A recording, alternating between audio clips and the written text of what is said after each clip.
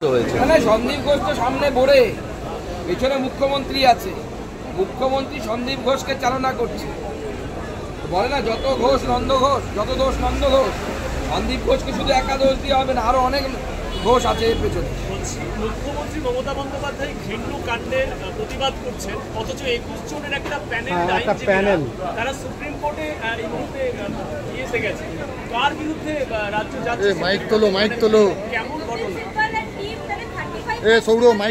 দেখুন, কপিল সিব্বল সহ আরো 20 জন, মোট 21 জন আইনজীবীকে রাজ্যের তরফ থেকে নিয়োগ করা হয়েছে এই তদন্ত আটকানোর জন্য। এই উকিলদের টাকা বা এই অ্যাডভোকেটদের, স্বনামধন্য অ্যাডভোকেটদের ফিস আমার আপনার পকেটমারি করে দেওয়া হচ্ছে। এই 35 লক্ষ টাকা এক একটি হিয়ারিংয়ে নাকি লাগে, কিন্তু এই তো টাকা তো মুখ্যমন্ত্রীর পৈতৃক সম্পত্তি নয়, আমার আপনার পকেটের টাকা। অর্থাৎ যে নির্যাতিতা, তার পরিবারেরও ট্যাক্সের টাকা এর মধ্যে আছে। মানে আপনার মেয়ে ধর্ষিতা হবে, আবার আপনার টাকাতেই মুখ্যমন্ত্রী লড়বে সুপ্রিম কোর্টে গিয়ে যে যেন আপনার মেয়ের সেই বিচার যেন ঠিক না হয়, আপনার মেয়ের বিরুদ্ধে যে অন্যায় হয়েছে তার বিচার যেন না হয়। আমরা তীব্র নিন্দা করছি এবং মুখ্যমন্ত্রীকে বলছি সম্বিত ফিরে পান।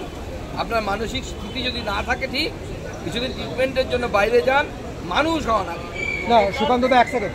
সুকান্তদা, এই প্রশ্ন নিয়েই বলার, মুখ্যমন্ত্রী নিজে পথে নামলেন, ফাঁসির দাবি করলেন, আবার 21 জনের টিম, কোথায় একটা বিচারিতা? তো মুখ্যমন্ত্রীর পথে নামা হচ্ছে ঠিক ওরকমই, যে রাবণ সীতাকে হরণ করে নিয়ে যাওয়ার পর রাস্তায় নামছে, সীতাকে হরণ করা হলো কেন, জবাব চাই, জবাব দাও।